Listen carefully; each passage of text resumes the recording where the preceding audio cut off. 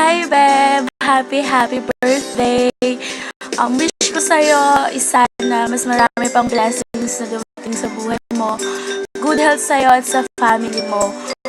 Gusto ko lang mag-thank you kasi lagi kang nandyan kapag may problema kami yun. Talagang parang ikaw na yung nagsilbing good advisor naming dalawa. Tsaka kayo nila Eileen, nila Veray, nila Agatha. Very well appreciated talaga namin lahat ng effort nyo. Siguro nga kapag naghiwalay kami, isa kayo sa mga magagalit sa amin.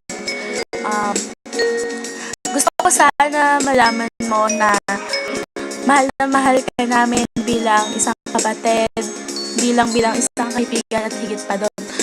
Kasi parang family na tayo eh.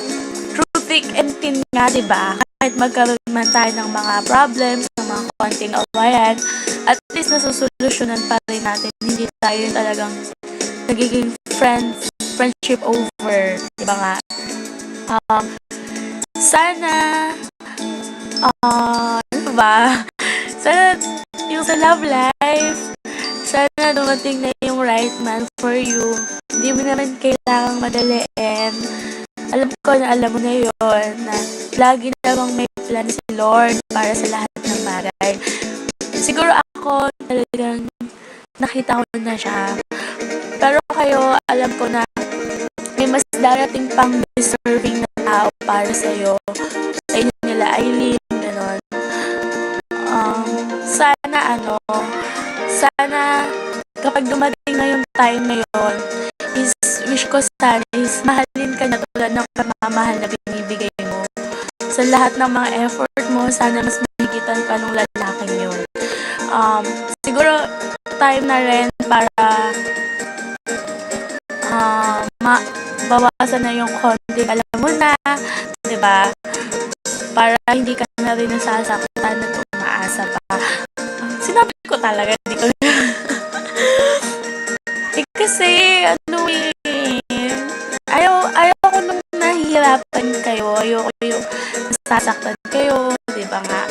Kasi parang, isa ka na rin sa mga princess ni Dion, na dapat niya talagang ingatan. Alam mo naman yung tao niya, diba?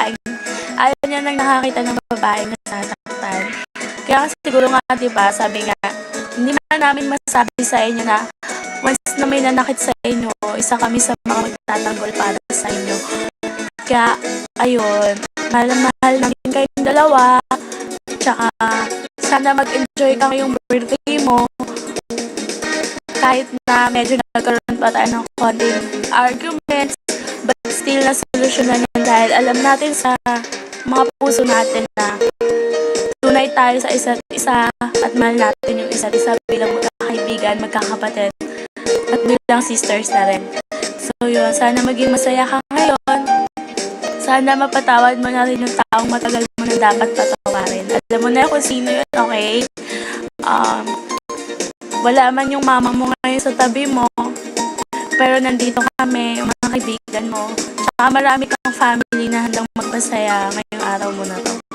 Huwag mo na isipin yun, masaya na si Tita Red sa heaven, diba? With Papa Lord pa. Ayun, I love you and I'll always be loving you forever and ever and ever and ever.